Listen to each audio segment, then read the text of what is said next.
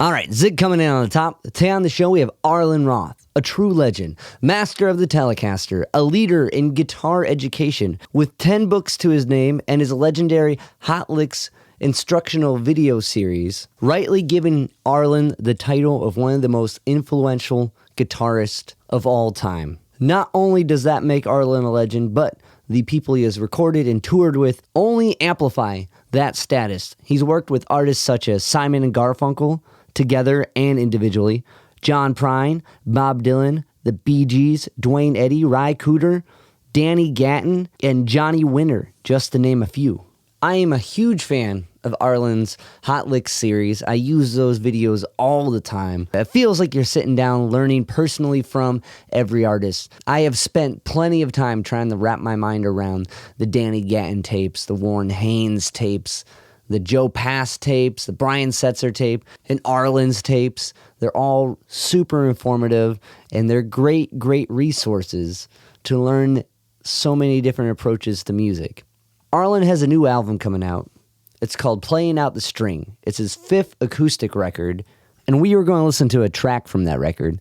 This is Church Street Blues off Playing Out the String, Arlen Roth.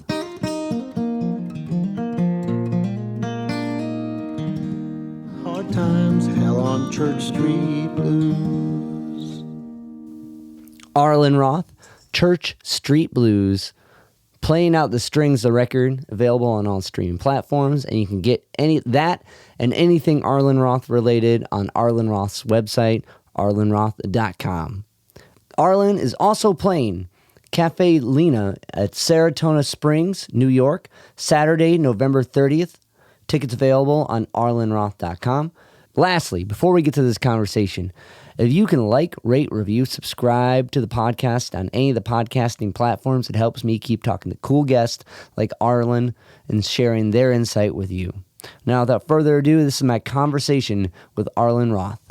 Well, Arlen, I wanted to start off by asking you about your 2-string harmony guitar. Okay. Well, it was 2 strings. It was actually a Stella. But I guess Harmony, they crossed paths. They were, the same company, really. Mm-hmm. It was when I was a kid, my brother was away at college, and he's more than 10 years older than me. And somehow he returned with a Stella guitar that only had 2 strings on it. And I was about 7 or 8. And so I just started, doing whatever I could with it. I mean, there it was in the house. We never had a guitar. And my dad was a great painter and cartoonist for the New Yorker magazine, Al Ross, R-O-S-S, because he was one of 4 Roth brothers. He would encourage me, he would start playing flamenco records in the house. Like, he loved to listen to flamenco, especially when he was going through one of his Picasso periods, And he saw that I was starting to pick things up on the 2-string guitar, little harmonies, and I would play slide with my mother's lipstick cover and stuff. And so that was my first sort of handling of a guitar, Was it like, it's interesting that flamenco was kind of in the background and slide, because flamenco has, I've always got this kind of it's almost like a blues in a way with the form of it. And it's very powerful. And my dad loved the emotion of it. And he had these records that were actually recorded on the streets of Spain.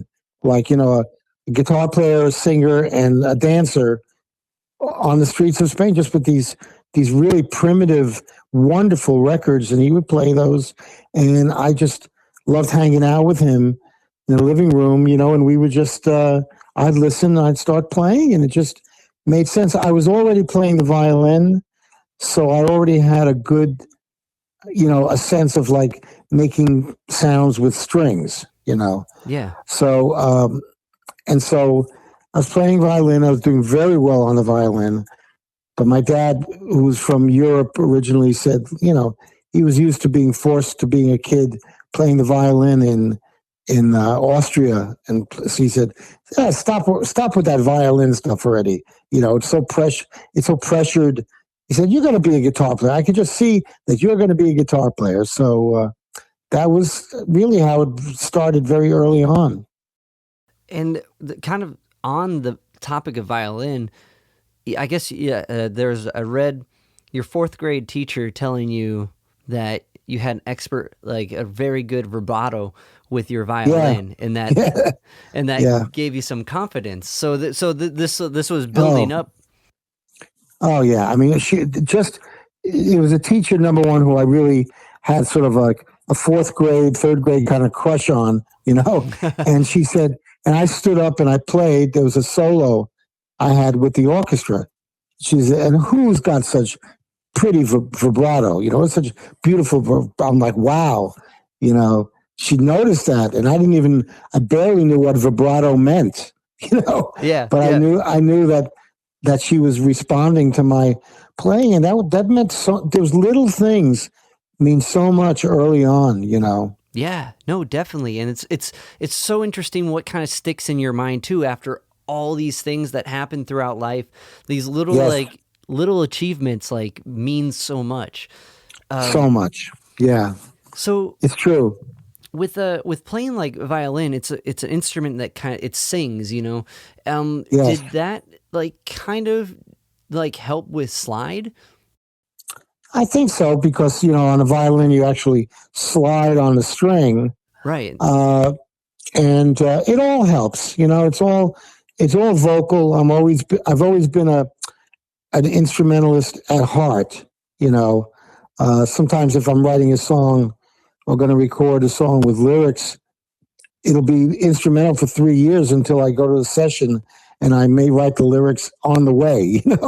On the way. I mean, if I can live with something instrumentally and really love it and really speak with it, that's fine for me. Yeah. So with it's also interesting too that you're already kind of experimenting with slide at that young of an age. Did you have did you see someone play slide before, or was that just kind of playing around? Yeah. Well, I think in the old days, back then, if you saw a show like Arthur Godfrey or what was his name that did always Guy Lombardo or any of those corny shows, there was usually a guy very often that guy that played like Hawaiian guitar or lap steel, and I'm sure that must have stuck in my mind that was something you could do on an instrument, because I was playing slide only with 2 strings, and at least that you're making a sound. You're making a sound that's vocal, and it's something that I probably did see it on TV as a really young kid, I think. Okay. That's because it's interesting. I didn't, years later when I really got into playing and trying to figure out slide, I'm like, I had Arlen Roth videos to go to, I had visual I had cues, I had guides like that. But as when I first started playing, I would never have thought just to be like, whoa, what's that do? Yeah. Well, my first book was slide guitar, and I was only 19 when I wrote that book. So I remember saying to myself, how do I know all this stuff? Because what happened was I had already been playing classical. And I like to tell people that I think I went from classical guitar to slide guitar, because with classical, I had a teacher for about 4 months, and you were forbidden to use anything but your fingers, and so I developed a really good thumb and three fingered approach with all the muting and all that. And so when you get to the slide, obviously you have to mute. You have to be really good at muting and isolating strings. So I was already kind of halfway there in terms of slide technique, Did you start growing your fingernails out? Oh yeah, absolutely. Yeah. She told me right away I had to have nails to play guitar. So I even used to use this stuff on the nails to make them stronger, Yeah. I was trying to do that for so long, but I kept breaking them, and I was like, good thing there's picks. It's so frustrating. Yeah. Was that Shirley? Shirley Duwald. Yep, yeah. Shirley Duwald. So, and also kind of with this early, like, beginning of playing, like, when you bought your first guitar, it was a pretty cool story. Oh, you're talking about with Charlie Watts in the store? Yeah. Oh, yeah. I walk into the store. I was 11 with my dad on 48th Street in New York, and believe it or not, there are no music stores left there anymore. But used to be music stores all up and down the street. So I went into this little shop called Ben's Music. It was sort of like an unassuming shop that was like across the street from Manny's, Mm-hmm. And I remember there was always this white Falcon in the window that looked so ostentatious. We actually used to make fun of it, just let's go by Ben's and laugh at the white Falcon, and I'm in there and I picked out this mostly chrome Japanese guitar. It was some kind of Taisco. It was called the Ideal, but it was a Taisco, 4 pickups. And then I'm playing it and I look over and I see this guy standing up, and I looked right away. I said, that's Charlie Watts from the Rolling Stones. Now, this is 1964. So the Stones, it was their first time ever in New York, and they were playing that night at the Academy of Music on 14th Street. And my dad said, go ahead, go get his autograph. Go get his autograph, So I go over there and he wrote Charlie Watts of the Rolling Stones, so I wouldn't forget, the band. And I told that story, you already looked 100 years old to me at that age, Yeah. But I was, I told that story 30 years later, or 25 years later on the radio in Europe, in England. And then they called the station because, everything, the BBC reaches everywhere there. It's like the only station, especially when I was there at that time. And they said, Charlie never forgot you. He never forgot you. You were, the first kid in America to recognize him. He couldn't believe that anybody would recognize him visually, And I didn't find that out until that time when I did that radio broadcast, and they called in to the station. Yeah, that's pretty amazing. It's crazy how small the world can be.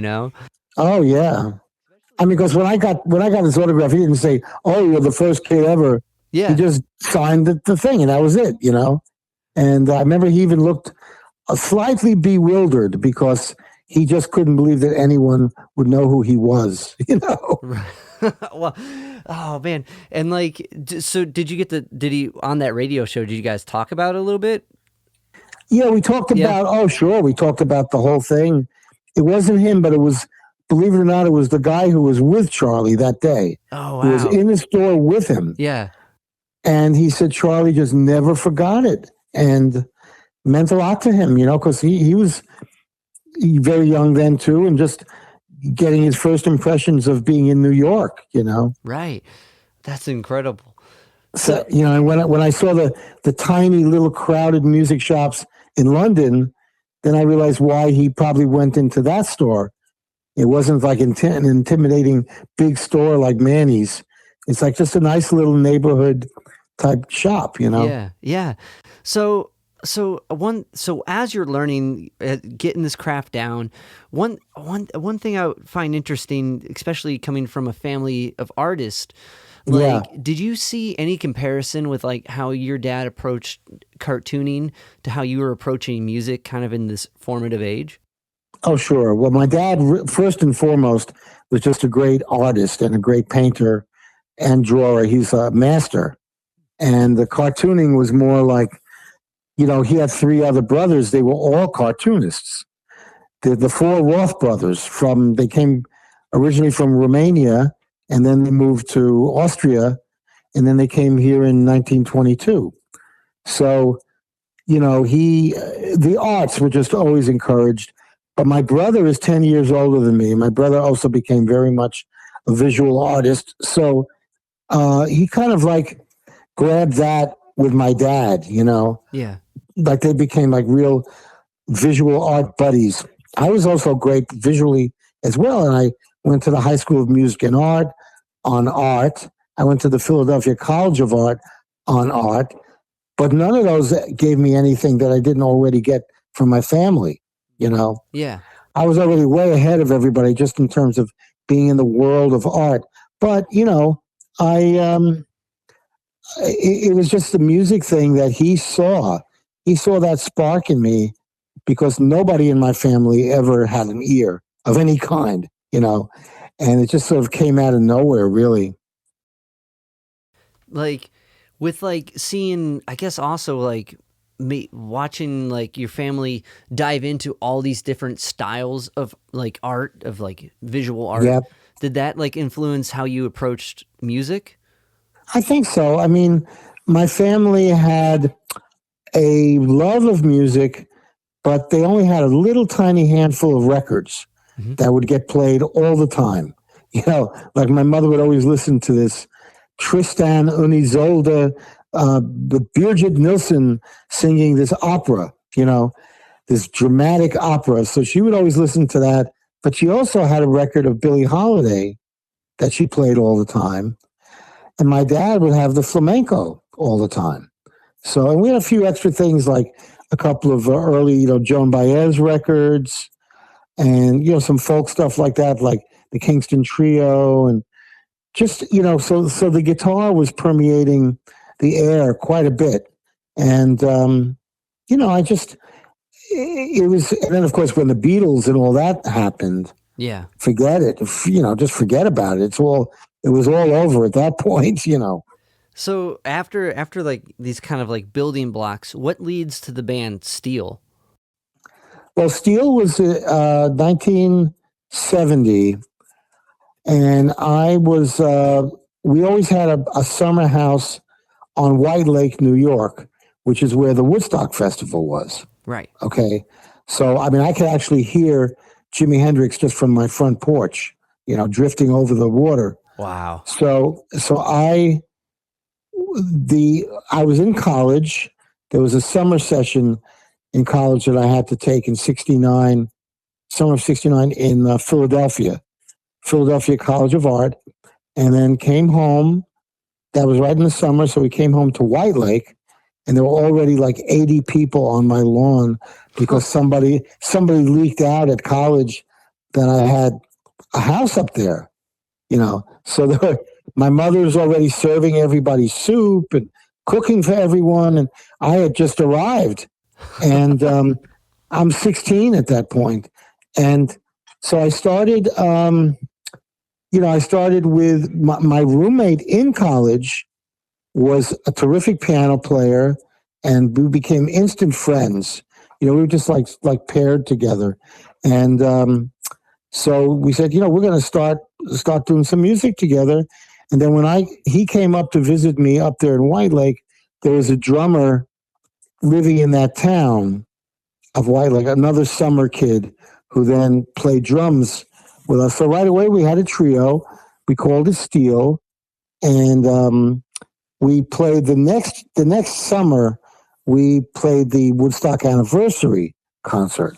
So we got like a truck flatbed, and apparently there were as many as 40,000 people there the second year. Wow. Yeah. And we were the only band because we just spontaneously threw this thing together. And I had all these songs. We were already playing a lot of original songs. I had a tune called The Upstate Rag, which to this day, I still end my show with it. Yeah. It's this big, long instrumental. And then once that happened, then I started, going up to Philadelphia. I mean, from Philadelphia, where I was the second year, we go up to Woodstock. My band was living with me at that point, and I'd go up to the town of Woodstock, Woodstock, New York, and get heard by people. My band would even sit in when another band was playing. We'd ask, "Can we sit in on your break?" And we would just jump up and play. And then we found out that the club owner was trying to get a hold of us, that he loved us, and blah, blah, blah. And, Paul Butterfield was sitting there watching me play and saying, "Look at this kid. Who's this kid up there?" And Mike Bloomfield was like my hero, at that time. And so all that was great. And we had our little VW bus. So we're going back and forth from Philadelphia to Woodstock. And I mean, we did everything in Philly too. We had we would throw these block parties where thousands of people would come. You'd rope off a block. You didn't need a permit for it. And we just start playing with flatbed truck. The drummer used to do his name was Roy. He would always organize those things. And next thing you know, we're up there playing for hours, learning and learning and learning. I learned right in front of audiences, Yeah. Yeah, no, like the experience of it happening and having to serve the song in the moment is way different than like the like kind of like thought process of how to do it later when you have time. Like the immediacy Right. is like what kind of develops that approach or technique. Oh yeah. I mean, to this day, I always tell them never to miss my first take. If I'm recording, of course, now there's no excuse for missing it because you're not using tape most of the time. Yeah. But never miss my first take because that's going to be my most honest take on that song. It'll never be like that again. Yeah, it's always because like that that second take is the brain starts to kick in a little too much. Right. Or people start telling you too much of what to do. Right. Or what did you do? I'm like, I don't know what I just did. Can you do that again? No. That was a dream. That was just a dream, Yeah. So you have to, it's a two-way street. The people that are working with you also have to understand that it's really musical photography. They have to capture that. And I did so much touring with people who we never even rehearsed. I never rehearsed with John Prine. I never rehearsed with Eric Anderson or any of those people. We just went on stage and went for it. Yeah, I gotta imagine like playing with someone like with John Prine, like with a kind of a folk singer in a way or a country singer, like to be able to follow like those guys like that, because I feel like that type of singer is so in the moment. Like what I mean, like are they going to hang on the 4 chord and do that whole second? You know what I mean? Was that the problem with those folky guys is sometimes they don't even realize when they've made a mistake. Yeah. And then they start playing from where they made the mistake, and they don't realize that they're in a band. That we're sticking. So but Prime used to be, like, oh, can you teach me another chord so I could write another song? I'm like, any chord, you just want a chord, right? So I mean, he was very primitive at that time. Very sort of, he only needed a couple of moves on the guitar to make a song out of it. Yeah. So. He was still in his 20s, when I was playing with him. So, but he didn't, he just didn't know much. He wouldn't be able to describe anything really. And the band that they assembled was really not right for him. It would have been a much better show really if it had just been me and John. Like I did a lot of the folk people I played with, I was just the other person, Right. And that is so great for me because I have a clean canvas on which to paint, So, but Prine's band was a little bit annoying to me because they were trying too hard to be funk players and all this stuff, which had nothing to do with John's music. Right. That's that I can see the kind of like head space that would lead to like conflict in that. Like if you got a group that's trying to do one thing and like, because I guess there is that kind of country funk, feel to some groups, but like if that's not where the tune, if that's not supporting the song, that's not really serving it. And not really back then either. Yeah. I mean, it was like, we get into the bus and put tapes on and stuff, and all of them, they want to listen to like the Average White Band and Michael McDonald and all this stuff. I'm like, man, why can't we put in some tapes of, Emmylou Harris or something, or, whatever. I just heard John's music as being more, far more of like an Americana kind of thing than all these other influences. He just needed to keep it simple. Yeah. And that's why after that band, I don't think he had another band for about 25 years. It was, it proved to be just too much for him.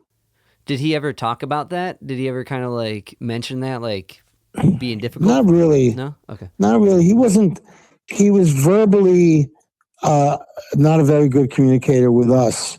He was good at verbally communicating with his songs, but he was otherwise very sort of, I wouldn't say reclusive, but he just kind of kept to himself, you know. Mm.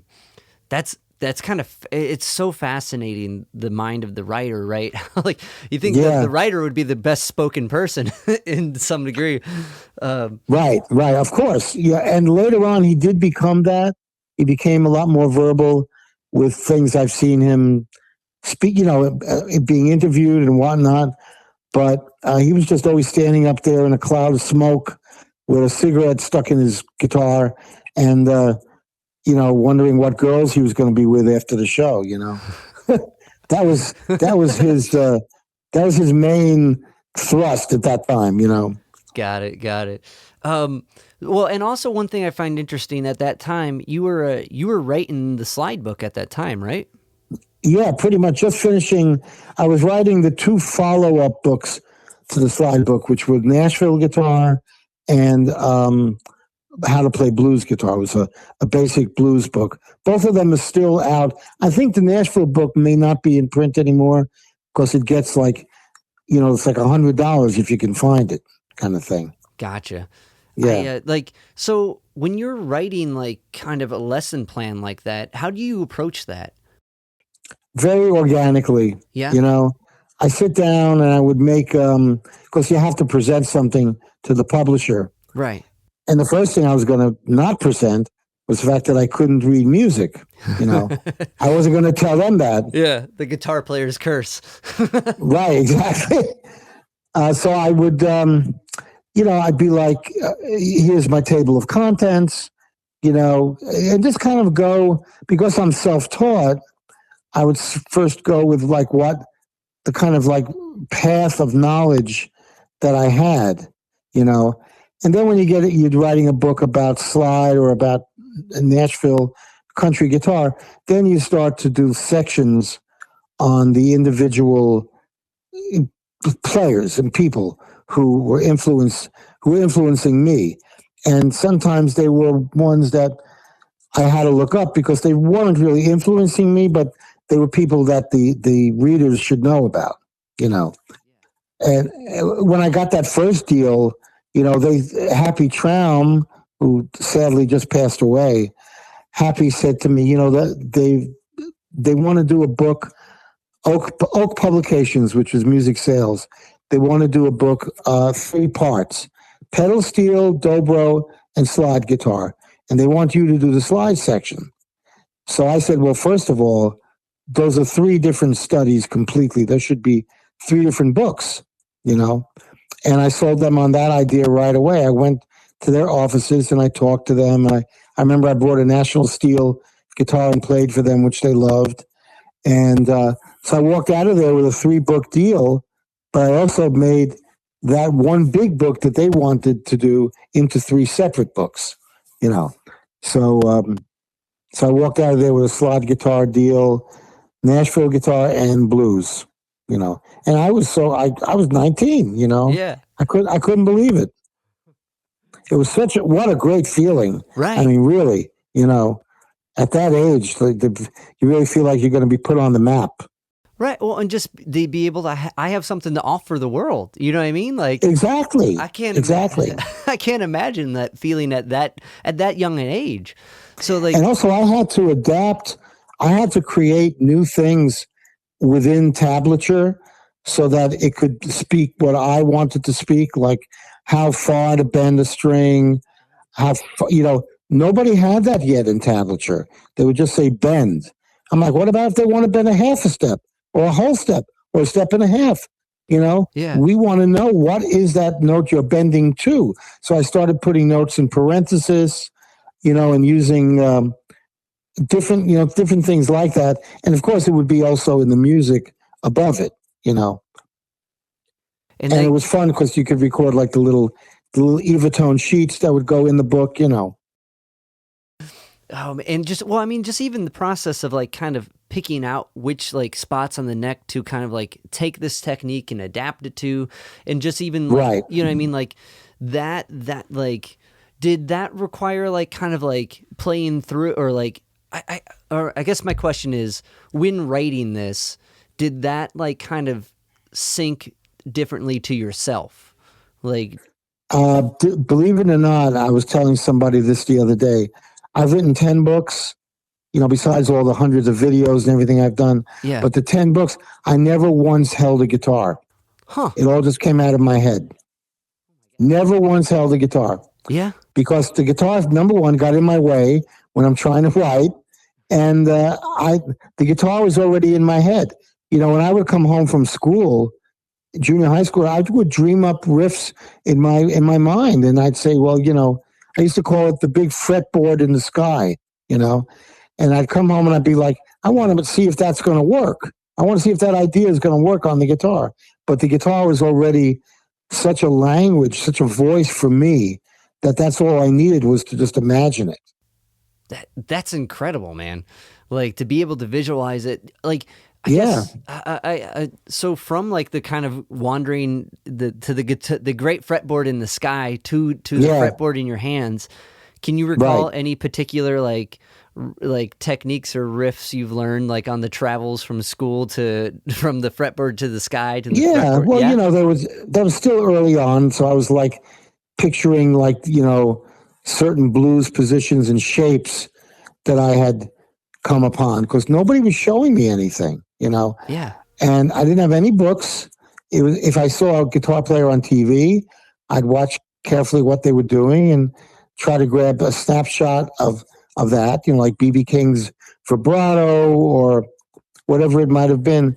But I just remember that I used to envision stuff that would either become a song when I got home and, changes, or an actual, shape on the neck, because I was still envisioning shapes and how far I could bend, or what I could do with a slight bend. Like I love doing single fret bends, like half step bends a lot. Yeah. And so those kind of things, when you're hearing it with your inner ear, it starts to become vocal within you, so I don't remember any specific things like that because I did that so much.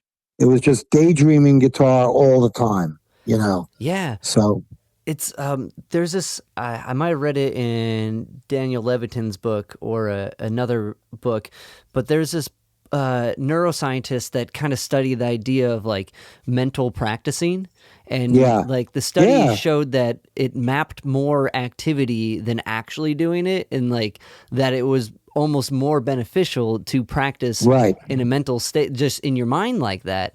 And you're living proof of that, Arlen. It's true. And also they say like, there are some people that say like when you dream, like I have very vivid dreams.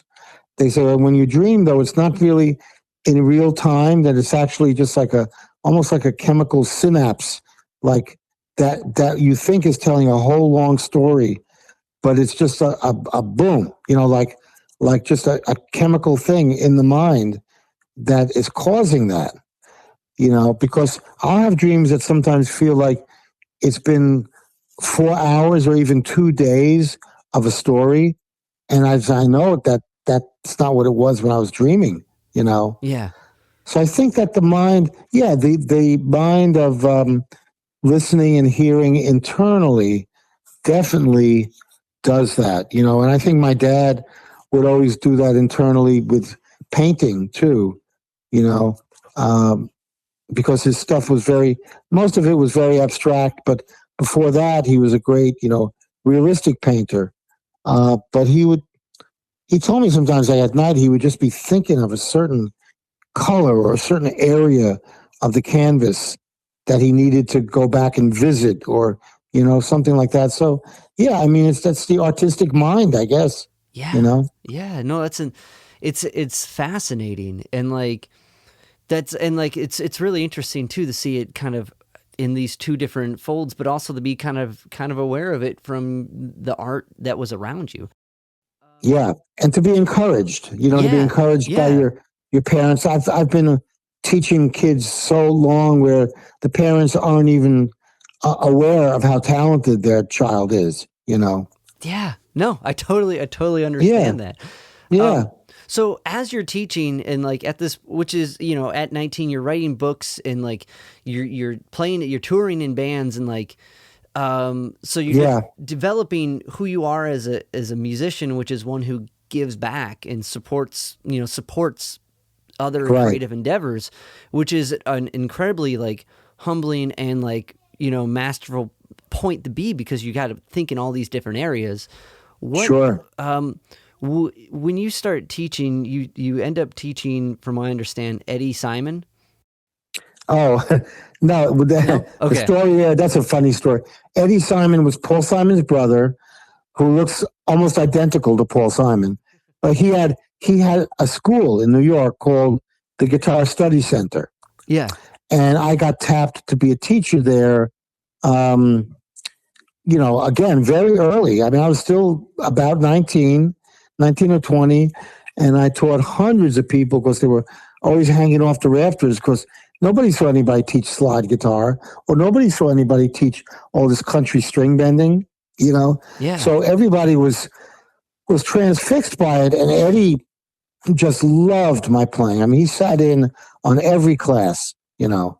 So he had that school. Yeah, I imagine that his brother Paul probably sort of set him up in that because it was in this very expensive part of Manhattan, you know, and stuff. And I was just making the $25 an hour for teaching, but yeah, I'm teaching 100 people at once. I said, I think private students might be the way to go, you know? For sure. Like, I can't imagine did people bring guitars to that? Was it like a wall of sound Yeah. coming back? Okay. Yeah. The No, wall. they wouldn't. Yeah, they wouldn't play that much. They were just listening to me, Gotcha. Gotcha. And I'm standing there in front of a blackboard. It was really kind of a fun thing for me to right away also have that kind of communication with people. So that was great. I gotta imagine that fed into how you learn to express that way on video, right? Oh, absolutely. Yeah. By that point, I was already, very good at expressing myself. And that helped me with Hot Licks because so many of those people couldn't express anything. And I would have to draw it out of them. Yeah. Yeah. I mean, I remember James Burton took like 7 years before he even could sit down and do anything because he was so frightened of it. I said, "Don't worry, I'm gonna ask you questions, and we'll take my questions out, and it'll look like you're really going from subject to subject. It was whatever I could do to get these guys to sit in that chair, and yeah." Oh my God! And the Hot Licks series that you've done, it's been like, I mean, I'm sure you've heard this from every guitar player, but like it's such a like encapsulating series, and it's like it feels like you're sitting down with whoever the tape is, and you're really getting like their mindset. Like I remember cracking into the Danny Gatton one. That was my first. I'm like, oh my God, this guy, he's so humble, and he's just shredding all this incredible stuff, and it's like very theoretical, and I'm able to like learn not only just like things I need to practice, but where to think about these things, and like also you're just getting inspired. I mean, you might want to. I've had people, after I did the first Eric Johnson video, they say like, "Well, I cannot play that at all," but it really inspired me, and I just love watching it. That there was an entertainment factor as well, just to watch it. Yeah. And something's going to rub off. Now, like, did you like kind of on the topic of hot licks? Did you as you're filming these and you're like, for the most part, did you do that with everybody? Kind of talk with them and like cut the questions out? No, we had most of them. I would meet with them just a little bit beforehand. Sometimes it would even be on the same day, or we talk on the phone or whatever. Some people would send me these very complicated layouts of what they were going to do. I'm like, don't be that way. Just be more spontaneous, because that was me. I'm totally spontaneous, and that's when the best information is going to come out. When you're just being real. And 90% of them were all self-taught musicians, so they started to get it that I got that And I said, don't worry, if you don't know the name of that chord, we have it transcribed, and we also have the video is showing everybody what it is, so you don't have to worry about that. So it was very, very informal, very, sort of, I'm watching it all and I'm overseeing it all. And some things were like, am I really going to let this go out on the market? Like what that guy just said or whatever, they may say something kind of crazy, but it's always been that way. And for me, that's the absolute best way to work, because they're spontaneous musicians. They don't want to be really be told what to do, but at the same time, they need a little guidance. Like Buddy Guy who's one of my heroes, but the guy's like, well, you tell me, you're the boss.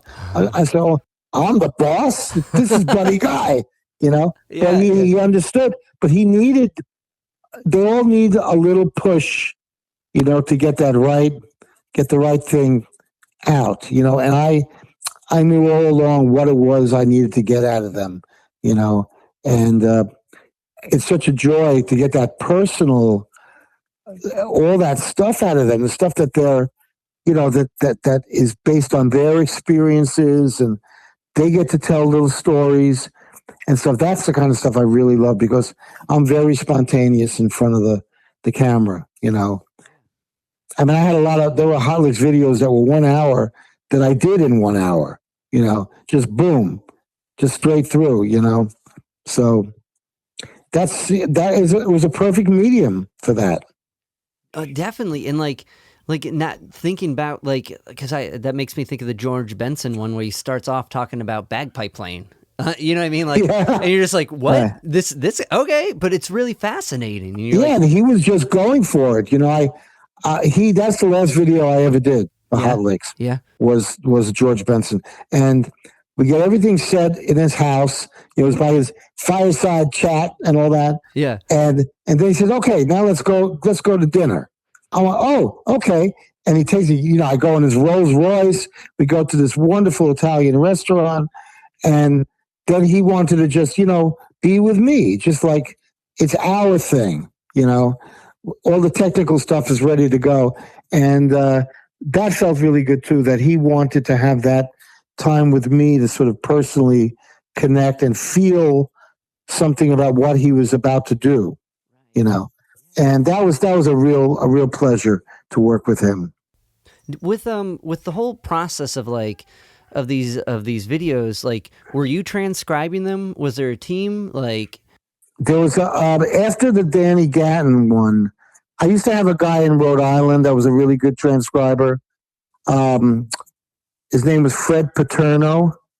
And when I did Danny's video, which was, complex stuff. Yeah. He told me, to get, what's his name? Dave Whitehill. I said, really? I don't know. He says, king of the world. He's king of the world, that he was the best at what he did. And it's true. I mean, Dave Whitehill could get an hour-long video and transcribe it in an hour, Wow. So a lot of the videos you see in the front, it'll say transcribed by Dave Whitehill, who was an American Indian fellow, a Native American from way upstate New York. But he's done many books. I think I even had him do the Masters of the Telecaster for me, and stuff like that. There were some books that I just said, okay, the fine tuning it will be better in his hands, That's incredible. There's one thing that always I'm like, these things are going by quick. Who's doing this?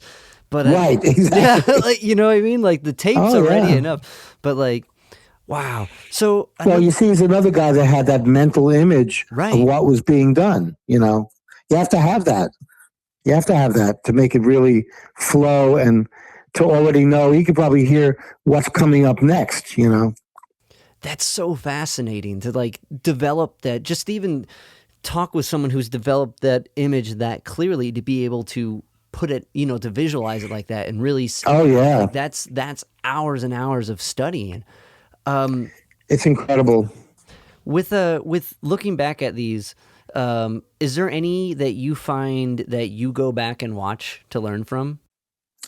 No, not to learn from so much, but they do inspire me. Or sometimes I go back and I just want to see some section that I forgot about, or something that was so enjoyable, when we originally did it. Because a lot of times I never saw the totally completed project. Once it's edited and it's blah, blah, blah, then it goes off to the manufacturer, and then I'm on to shoot another 12 videos, Because sometimes I do 3 or 4 in a day. Yeah. With different artists, Like when I was in LA and I was working on the Crossroads movie with Ralph out there, I started doing a lot of these LA guys, like these heavy metal guys at that time. And, Rudy Sarzo on bass, or Tommy Aldridge on drums, all these guys, because that was what was hot in LA, and all those guys were out there. So I tap into that audience, and that was a lot of fun too. Was there I read or I heard somewhere that Albert King did one or was supposed to do one? Yeah, Albert King, when I was doing the movie Crossroads in Mississippi, I went out one night. We got invited to go to this club in Indianola, Mississippi, where Albert was playing, and I got a chance to sit in. Wow. We had a whole thing, and I'm on stage, and he's up there with his pipe and his flying V, Yeah. And in fact, that earlier that day, he for some reason he was at the same motel I was at, and I never saw anybody pile on more food on his plate. It was like they had like a one of those all you can eat. Well, you can not where you take the food from the. I'm just missing the name, but he is piling on fried chicken like I don't know how he ever did that. Of course, he was a very large man. Yeah, yeah. But anyway, I went back after that. I would start talking to him. I always had my little way of getting in there with these guys. And of course, we were busy there making the movie. He wasn't part of the movie, but he agreed to do a video for Hot Licks the next day. And I had the whole crew was there, with all their cameras. So I was going to have the crew of Crossroads meet me and Albert King and do this video on him. Wow. Yeah. So they're all ready to go. I get all the money flown in for him. I get a check or whatever it was. I don't remember exactly. And we go, oh, Mr. King has already left. He's on his way to St. Louis. I'm like, what? And he just, I thought he either forgot, because he was in such a blur at that time, or he just didn't feel really like doing it. But I had the whole crew ready to film him instead of shooting Crossroads, Yeah. And I remember I told that story to Stevie Ray. Is that because I was meeting with Stevie Ray Vaughan about doing a video? And I said, Albert King, I told him about it. He said, he must have forgot. He goes, no, he didn't forget. Don't say that. Don't say that. He couldn't do it, or he had something else happened. But in other words, don't say anything even slightly negative about him. Wow. Yeah. And because I felt bad. The biggest thing to me about the whole Hot Licks thing was the fact that I was documenting these people forever, documenting them in a way that they'd never ever been documented. So I felt it was rough. Like when Roy Buchanan's manager said, "Oh, Roy, don't give away your tricks and your secrets." I said, "Get out of here." I said, "How about Roy making some money for a change?" So then Roy didn't do it, and Roy Buchanan used to leave his messages on my machine.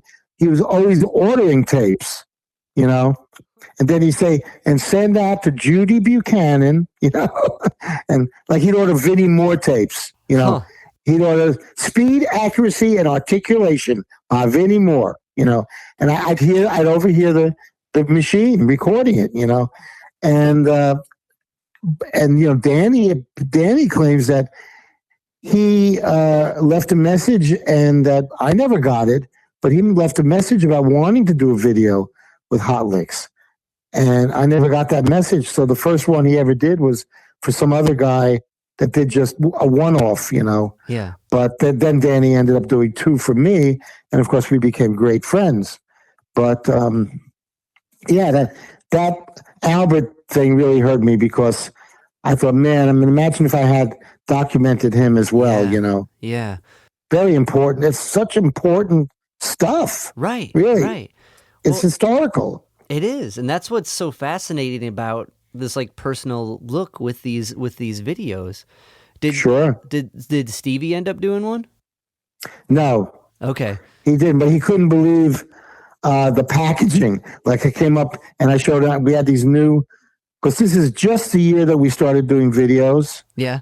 So I had audio tapes done, like small videos. And he said, "Oh man, that is tough." He goes, "That is so tough.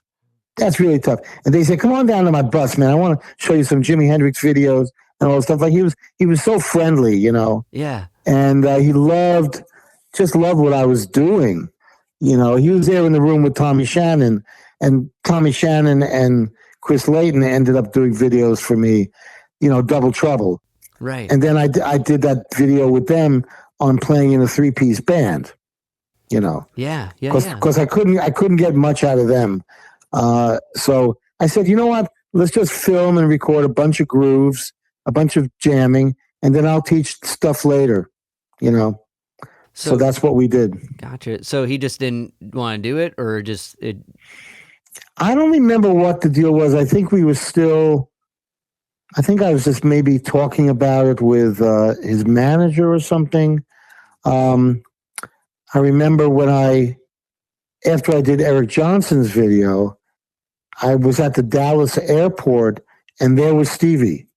So I said, "Hey, I just did a video with Eric Johnson," and he didn't remember even who I was, I think, at that point, that we had met before. Because he said, "What song? What song did you do?" I said, "No, it's not a song. It's an instructional video. It's Hot Licks." He thought it was like a music video, Got it. An MTV thing.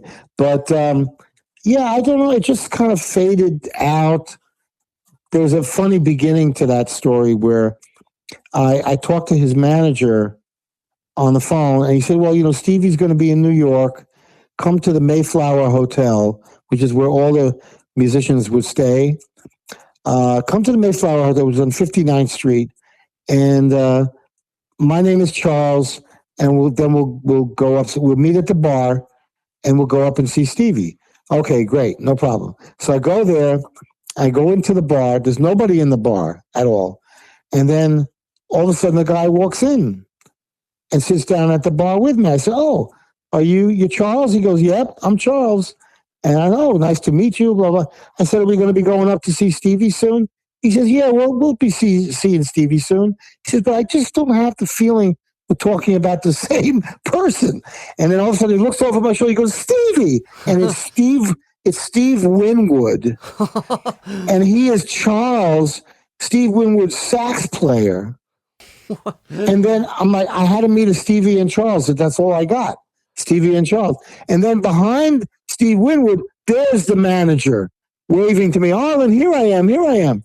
And so that was so funny. And so then I just went right up to see Stevie after that. But what an amazing coincidence. That's insane. Like, we were the only people in the bar, me and Charles. And he wasn't even like a Charlie. It actually was Charles, That's wild. Charles and Stevie. So, but yeah, so that was great. But that was in the early days of just making the transition, because we started with audio cassettes in 79. And then in 84, we went to when I was working with the movie with Crossroads, that's when we went to the video stuff. Got it. But at that time, a lot of the artists they do audio for me and video, like Tal Farlow or Jerry Jamont on bass, because I thought there's still a lot of people out there that just wanted audio tapes, So I would do both with them. Because like with the visual aspect, it adds so much more to like Oh, of how course. it's done. I just waited until there were enough VCRs in America. There weren't really. I mean, Yeah. there weren't any. And we had to do Sony Betamax as well as VHS, and then in Europe they were using different technologies and stuff. So it was a little chaotic there for a while. Yeah, and tapes weren't cheap. Like No. Well, I always based it on like what would you pay for a lesson from a person like that, right? And then it'll be half the price, Yeah. So that was something people were getting to study with their heroes, right? Well, and that's how that's priceless, really. You know what I mean? Totally priceless, absolutely. Especially with some of the guys that aren't around anymore that you documented. Yeah, I mean, I was thinking of that when I was doing the jazz guys. Most of them were on the older side, like Tal Farlow or Charlie Bird or Mundell Lowe or Joe Pass. Right. None of those guys lived that much longer after we did videos, Right. So that was that incredible responsibility. Also, what a lot like Tommy Tedesco, and what a lot of those guys did was they really appreciated that I appreciated them. That they weren't being left behind. They weren't, that they were still important. Sal Salvador, for example, guys like that. Somebody was taking notice of them and how important they were to the history of music, Right. And like Joe Morello on drums, all that. Right. Well, I mean, and just like even listening, not even like if you just kind of have, we were talking about some of these for entertainment value, but like the Joe Pass one on jazzy blue or blues. Yeah, the blues side of jazz. Yes. Yeah. That just, even if you don't play along with it and just listen to those concepts. Exactly. It's invaluable. Like. Yeah. Yeah. It's something's always going to sink in. Something's always going to grab you. It might even be later in the video as opposed to early, of course we all learn at our own pace. Right. So, but you've got that thing there forever. Right. So it was such a joy to do that. And with these people who I had so much love for and so much respect, like for example, I did 2 videos with Lonnie Mack, right? Yeah. Yeah. And all of a sudden I start hearing this last couple of weeks from his daughter, who I never knew at all, and just talking about how Lonnie so appreciated and loved how I appreciated him, and Danny Gatton said I was the only person in show business he could trust, stuff like that. And I mean, it was just amazing. Yeah. Well, and it's such like in a way as a player, right? To be like, I value what you do so much with your voice that I want to understand and share it. You know what I mean? And like, share it. That's how could that's more than just saying great record. You know what I mean? Like exactly. And the thing is knowing that they're exposing what they're really about. And I only learned what I was about from teaching. I'm teaching everybody. As soon as I knew one chord, I was teaching it. And then I'm teaching people say, well, what was that thing you just did? What? I realized, oh yeah, I'm muting, I'm damping, isolating strings, I'm pushing this with more than one finger. I had to take apart my very own style to teach it and also to know what I was doing. So there's a revelation to it. Like if you're watching some of the videos, sometimes it's just the first time that little bit of knowledge is coming out, and that's the exciting part of it, because you can always tell a first take as opposed to something that's been beaten to death, Most definitely, because there's that spark there within the person giving it. Sure, and the spontaneity, and Mick Taylor said to me, man, that was the toughest gig I ever did. I said, really? I said, and you joined the Stones at 22, and this was tougher than that, But, I had to sit with him, and I had to sit with Lonnie Mack, and I had to sit with John Entwistle, which of course is such a kick. I'm saying I'm getting to sit and play with these guys, Right. It's just a blast. Oh man, what a cool aspect of teaching. You know what I mean? Like, because teaching's Absolutely. rewarding by itself, but like this is like the start, you know what I mean? That's to be able to pick the minds of your heroes and you know what I mean, in this context is so cool. Oh yeah. Did the program Fun at One help influence how you approach videos at all? You know, it's so funny that you know a lot of stuff here. Yeah, that was, in fact, I'm in touch with that woman who was my teacher. She just turned 97. Wow. And I said to her, I said, you know, you're the first one who ever had an educational show on television for kids, you know, that was purely educational. And I said, you know, you were the first to then. I was the first to do videos for guitar with famous musicians. I said, I think you influenced me all the way back then. I think she did. That's like, I mean, think about it. Yeah. I was so impressionable when first of all, I always feel like I discovered her because she was this amazing, charismatic, beautiful woman. And then she, in fact, she made me able to want to go to school because I couldn't face school. And then the next year, sure enough, she gets her own television show. Huh. So I'd walk home from school for lunch and I would have Fun at One. I would watch her. I still felt like I was with her. She was Mary Ellen Sulak. And I would get to have that continued thing of her, this teacher that I loved, you know? So it was very cute because she even would play guitar. Yeah. We've been talking about the guitar. She says, I believe it was a Gibson, you know, like that.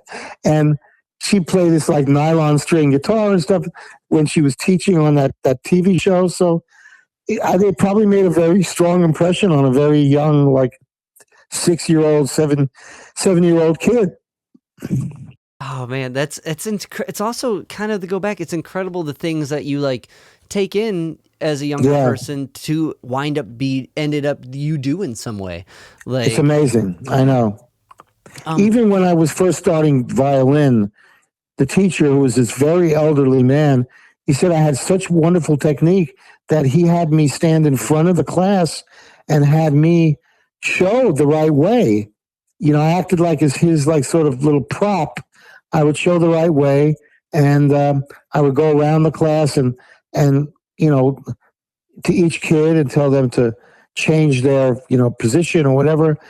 So that was in the clip. But then when I went home, he and I would have a private lesson, you know. So I was even teaching then when I was 8, you know. Yeah.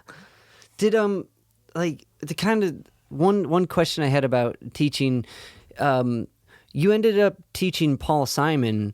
Yeah. Like, so when Sure. you're teaching someone like Paul, who I've watched, you know, watching a few interviews with him, he's a pretty musically like literate guy. You know, he seems to really know like what's going on theoretically. Can you tell me a little bit about what that looked like? Well, what that really was in the end, it means he wanted another set of ears to write with him. So he was always like, oh, and I'm stuck. I got this song, but I don't know where to go. And then right away, I'd have fresh ears. I said, what about this? And then his eyes would bug out of his head because he's like thinking, why didn't I think of that? You know, but I'm listening with fresh ears. So we worked on that whole album called Hearts and Bones. Yeah. Which I never got any of the credit, but he would personally, you know, be like, "Do you hear that part? That's the part Arlen wrote. That's the part." You know, sometimes I also would inspire him with certain riffs, like that he would make part of the song. So, you know, he was a good guitar player, so he'd pick up stuff right away, and then he'd go, "Oh, isn't that beautiful?" And then next day or next lesson, he'd say, "I want to show you how I incorporated that into my song." You know. So it was really much more like songwriting that became guitar teaching by, you know, just at the same time. And then, of course, he had an enormous amount of respect for me. At that point, I already toured with Garfunkel, playing Paul Simon's parts, obviously. And when I did, and before that, when I was at Eddie Simon's Guitar Study Center, Eddie, they're very close, and Eddie would always talk to him about me. So Paul was very, very into really just studying with me and working with me. And, an hour lesson would always turn into like almost 3 hours sometimes up in his beautiful, he had this office that I think it was like George Gershwin's old place or something, Wow. Something very historic in the Brill building, Yeah. Like, do you so I guess with that, as far as like your own songwriting process, did teaching Paul and kind of being a part of his influence how you would write later? I think it had influenced me even before I met him. Yeah. Because I always liked his stuff. And I remember showing him one of my songs. I have this song called A Cold Dark Night. And I said, everybody tells me this is like a Paul Simon song. It sounds like you. He says, yeah, what is this? So I start playing, I go, on a cold dark night. He goes, no, that's not me. I go, I can't stand it inside. He goes, that's me. He goes, that's me right there. And so we would have these little give and takes with my song. And Garfunkel loved my songwriting too. He in fact was going to record one of my songs, which he never did, but it would have been a good one for him too. But and Paul, I've noticed even lately, because I did a Simon and Garfunkel instrumental album, a tribute, that he now starts some of his songs with my intros when he's doing like a solo performance. Yeah. Wow. So he's still influenced by what I showed him and what I've done even since I've seen him, because I haven't seen him in a long time. But I love just having that mutual respect. Right. Working with someone. And he never was afraid to say, I want what you have. I want to learn. He was studying also before that with Howard Morgan. I don't know if you remember who he was. He had a column in Guitar Player too, and people like that. So he loved to just learn. He needed that. He needed to be further inspired for more writing, more songs. Well, and as someone who dabbles with songwriting is as well, when you learn a concept, man, does it open your palette? You know what I mean? So it's really humbling to know that one of the greatest of all time, is hitting you up for that same, that experience, that same inspiration. And the beauty of it, of course, when I got to tour right after that, because I kept saying to him, I said, listen, Paul, I know I'm doing a good job teaching you, but I'm a guitar player. I'm a lead guitar player. He's like, oh, I know. Artie loves you, blah, blah, blah, because I wanted to make sure I was putting in my 2 cents about hopefully I could get to do the tour, know. Right. And because that tour was to promote that very album that I helped him write. So, that was a lot. It was a lot of fun. It was a huge tour. It was really crazy, but, great music, great musicians, and a couple of the guys in that group did Hot Licks videos or at least signed on to do videos with me, and it was a lot of fun, it was great. But I preferred the tours where the band was smaller and could become more of a family, and you're not playing for 100,000 people, you're playing for like 1,500 people, Yeah. Those were more fun, like John Prine or, who was John Prine, Eric Anderson, and Garfunkel himself. That was a beautiful tour. We did Saturday Night Live and all that. Wow, but what an incredible experience to be back in these songwriters in that sense, and and being able to contribute in that, and that's incredible, man. Oh yeah, it really was, and just gaining that respect in almost like a family-like way. Yeah. Not like you're at a distance and you're somebody sending a song in on a tape. You're actually with them in the room, working and thinking and listening and talking about it. that's all a very good learning experience. Well, and just to be part, to have your voice heard in something you respect. You know what I mean? Like, Sure. I can't imagine it. Did Yeah, it's great. I Arlen, I really appreciate your time. I got a couple more Oh, questions. sure. Well, once you tap into me, I don't stop talking. Yeah. Well, Anyway, yeah. it means a lot because out of all the guitarists I've listened to, you and have been one of the ones I've learned the most from, and like even Thank you. Sure. even what I do now, which a big portion of it is teaching. I learned so Yes. much from these videos of who's a good teacher and how to be a good teacher. Yeah. So like, Yeah, and being a communicator, right. And yeah. so much of that I learned from the Hot Licks DVDs, or from yours in particular, because like, Yeah. there's some I love, but I'm like, that's not a good teacher. You know what I mean? Like, Exactly. It was my brainchild, but yeah, sometimes there are actually a few that we never released yeah, because they were beyond bad. They were like the guy either couldn't really function well, okay, or whatever, or was too drunk or too stoned or too whatever, or just couldn't grasp the concept, and it had to still remain that rock star as opposed to just being natural, right. So that's only like two or three that never got released, but they're very hysterical in their own way, I gotta imagine. Oh, you can just imagine. the train wreck. Unbelievable.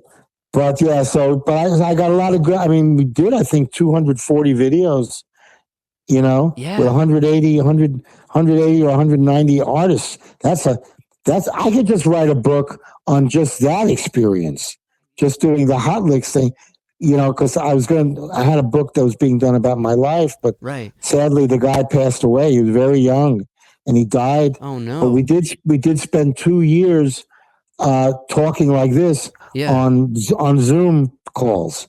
So that stuff still does exist, Was it? Yeah, and because I remember through listening to get ready to talk with you, like you met him through an interview like this, right? I met him through. No, I think you might be thinking of somebody else. Oh, okay. I met him through another guy who was just a big fan of mine, and hooked me up with. We were talking about it, and he hooked me up because this was a guy who was the head of a music department at a college. So, and he had already done a couple of books on other musicians. So, very sad. He was young. He was only 43. That's horrible. And a great, great guy. Really brilliant guy. Was it So, well, I hope, regardless, like that project gets continued, because it's definitely I hope it does. Stories that should be told for sure. And then you gotta come out with the side storybook of just the Hot Lick stories. Just the Hot Licks. I'm telling you, that's because there's each one of them. First of all, I remember everything, and second of all, each one was a totally unique experience. Yeah. Imagine what it was like for me to get Junior Wells to do a blues harmonica video. It was only about 2/3 through that he even realized what he was doing. And it was just unbelievable stuff. And just the fact that I got to play with so many of them, and it's just it's like a once in history kind of thing. Yeah. Oh man, that's it. It's never really happened again. Lots of people, interview folks, or they'll have people talk about there's this guy on Zach Childs. He did a nice long interview with me that's on YouTube. But that's like, hour and a half interview, but it's mostly stories. It's not really the music, I was gonna, because I was going down a train of thought, that Junior Wells tape, like I found, like I don't own a copy. And one thing that drives me wild is like, there's so many of these tapes that, like, because I got a fair amount of them, because they're my go-to. Like, this is what I do. I put this on and study, or just put it on and listen. And like, Like the Junior Wells one is so just how he like is rationalizing, expressing what he's trying to teach. Yeah, it's definitely hard to explain harmonica and like the mouthing and but the harmonica is secondary. Yeah, it's just his blues thing. Yeah, it's just him. Yeah, it's just him. But he was so wonderful to work with, and it was such a fun experience. And then me and the guy that worked with me, George, were there backing him up. Yeah. We couldn't get him out of his dressing room, so I said, "Listen, let's just start playing a riff." We're playing and playing, and all of a sudden, a little piece of paper comes out under his door and says, "I'm feeling it." Oh my God! I'm feeling it. I'm like, Junior's feeling it. And it was just the best. Oh, that's so cool. That's so cool. Like, oh man. Junior's feeling it. Okay, so Arlen, the next two questions I have for you. Can you the survivors of the 70s? The Eric Anderson statement. Yes. Can you share with me that whole story? Oh, that's some story. I mean, come on. That's that was the surprise kickoff of Dylan's Rolling Thunder tour. Okay. Gertie's Folk City in New York, which was the first place apparently that ever gave Dylan a job as a folk singer. So he wanted to kick off the tour there, but it was all based on being a birthday party for the owner of the club. But all Eric Anderson said to me was, "Arlen, the survivors of the 70s are going to be decided tonight, and you should go down to that club, and there's only a slight rumor that Dylan is coming. The survivors of the 70s. So I think they all were there too, But I went down there. I had to get on the subway. I had my little pig nose amp, which I hated the sound of, but that's all I could carry with me. Right. And I brought my 39 Martin that I just bought from Cooder, and I brought my new 1953 Telly, So I go down there, and right away they're starting to put lights on on me and a very fancy microphone up to my amp. I say, wait a minute, it looks like something's really happening here. And just at that moment, Dylan walks in with his entourage. In fact, in the movie, you see that moment where he's just walking into the club.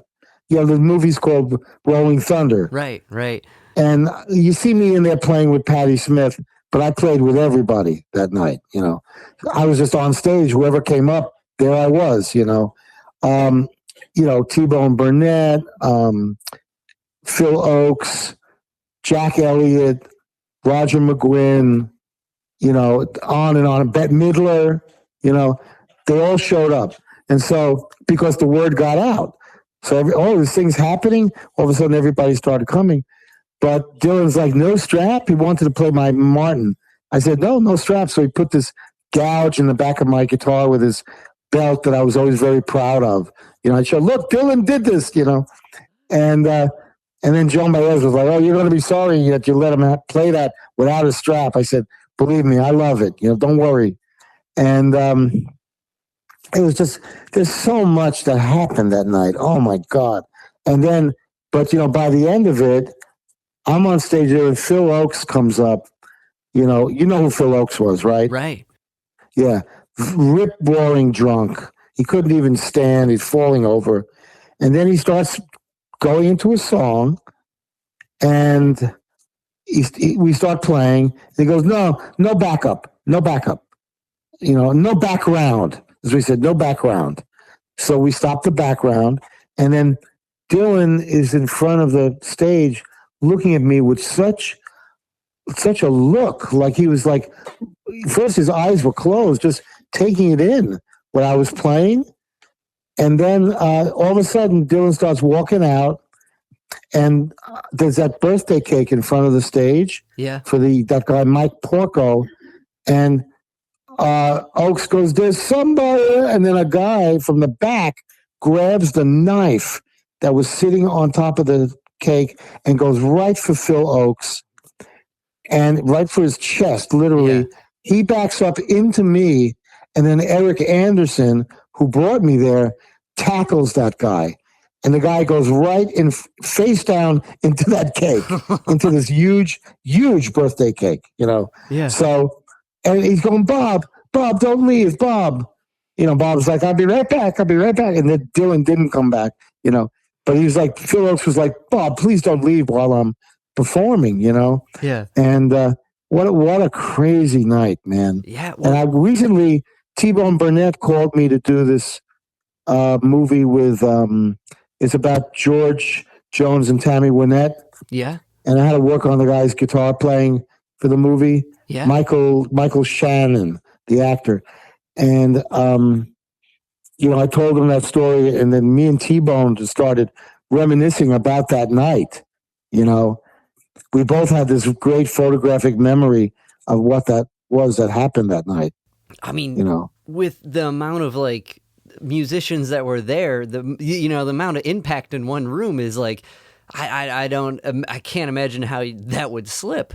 Yeah. And to have like a moment where Dylan's really honing in on your playing, like, wow. I play a lot with my eyes closed. Yeah. So then I suddenly open up my eyes, and there's Dylan only 4 feet from me, just quelling.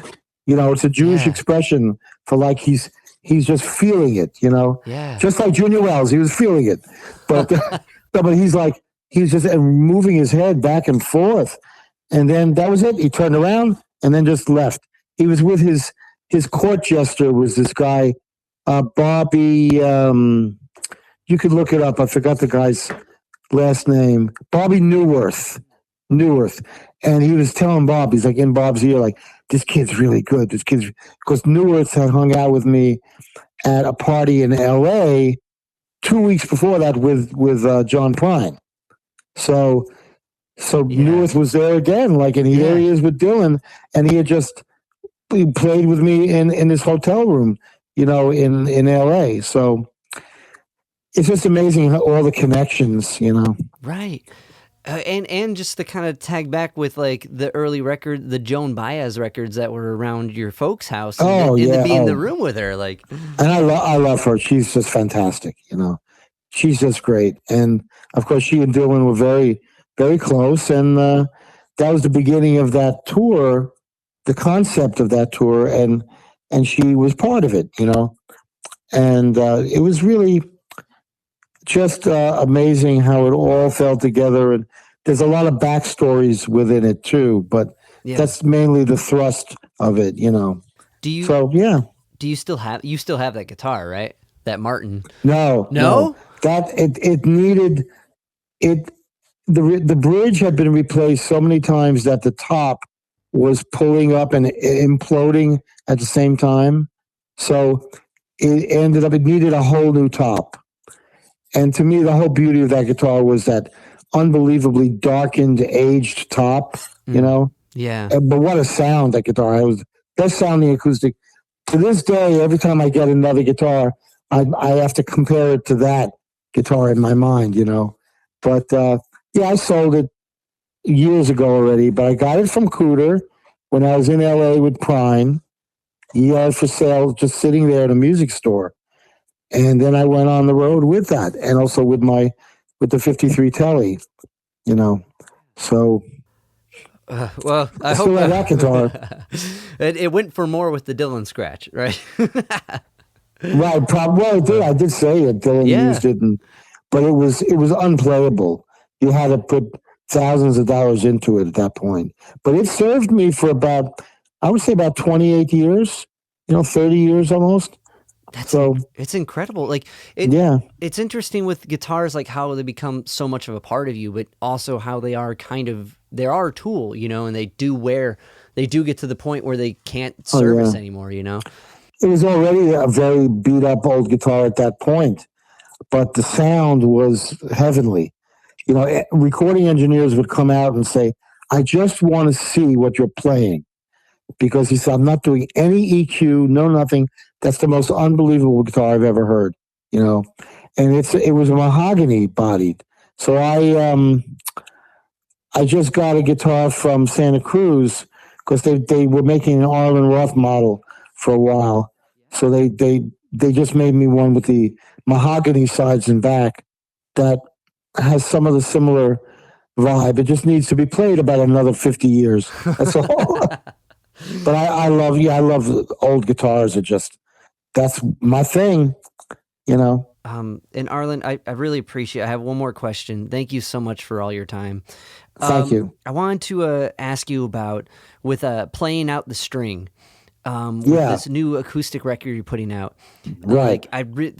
It's got this really cool like ragtime blues feel to this whole like, and like how you approach certain instrumentals like Poncho and Lefty. Like I've never heard anyone do an instrumental take of that. But one song that really stuck out, I mean, I like playing the string, but a lot. But Duane Eddy is a very particular song, and I really liked your guitar approach. And I really liked Duane Eddy, yeah. Like, oh yeah, I said it backwards. But can you tell me a little bit about what into the selection of songs for this record? The songs, well, some of them were just songs that I always wanted to do that I never did record, but I did them privately. I would just play them for people, and other things that I had never really tried to that extent, like Everybody's Talking at Me, or the very recent was my idea to go to do that Java song, Yeah. And I was looking for things that would be good on one guitar, and at the most one guitar with another guitar playing a second part. And then I just went from there, and then I started saying, I never did this song. Like the blues stuff were things that I just always loved listening to, like that Sonny Terry and Brownie McGee, Move Across the River, that one. And also Tampa Red. I'm a big fan of Tampa Red. I said, why don't I try a different feel for one of his songs? I really wanted to just experiment. And then I started loving Norman Blake.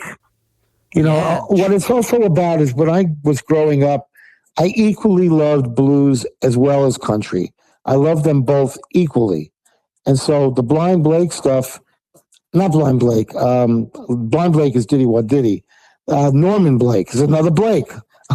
And I didn't even realize that. But Norman Blake, great songs. He has a way of writing a song that might have been 30 years ago. It sounds like it's 100 years ago, very traditional sounding, very true to that genre, a very pure kind of approach. So I love those songs, and I wanted to do my best with them. Some I stayed in the instrumental vibe, but I wanted to do more singing as well. Yeah. Yeah, no, that's one thing I really loved about this record is just there was more of your voice on it. And it was like, this is the voice that used to, that would show me how to do Hawaiian slide licks. But now I'm getting to hear him sing. And like Church Street Blues, I'm like, magnificent take on all that vocally and playing that. And like, oh, thank you. Yeah. Did you sing and play all this at the same time, or did you? Sure. Yeah. Same time. Yeah. I think there's one song where I overdubbed. I sort of re-overdubbed the guitar. Okay. I can't remember which song that was, but it might be one of those too. Yeah. Of course, I didn't feel like I had the changes totally right yet. It may have been Church Street Blues, but the other one I did of his is, what is the other one, Norman Blake? Randall Collins. Oh, Randall Collins. Yeah, that's a great one.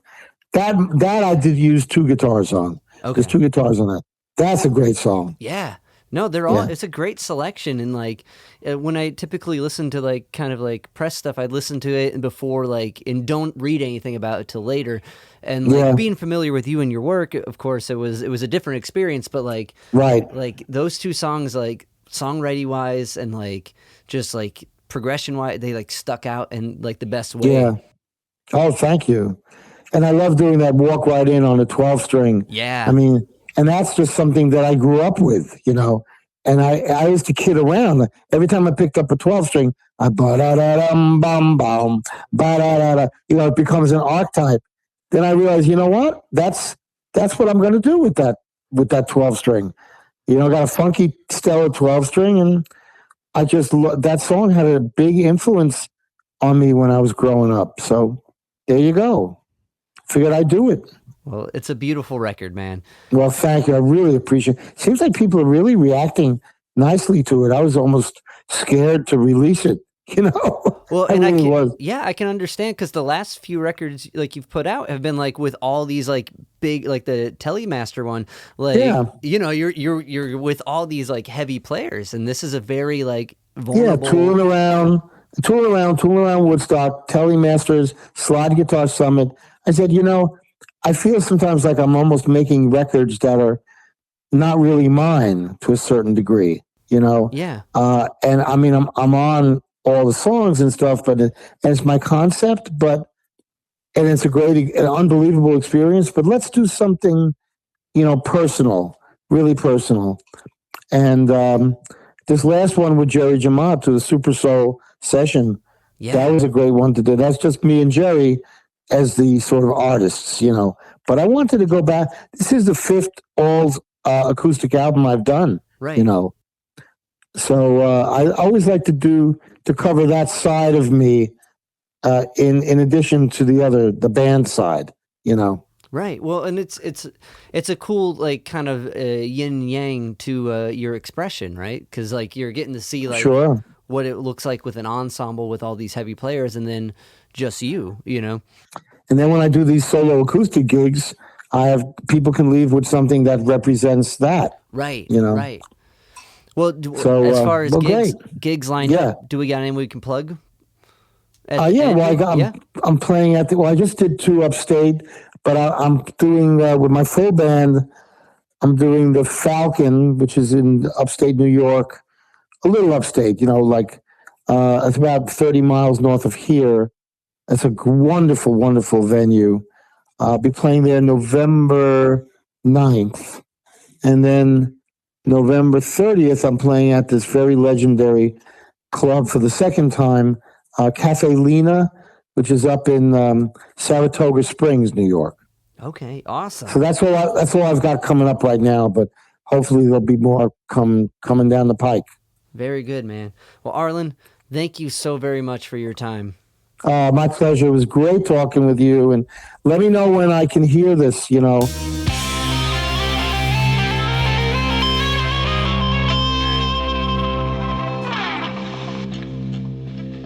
Yo, Spike Spiegel here. You just listened to Zig at the Gig podcast. Keep riding the bebop. See you, Space Cowboy. Bang.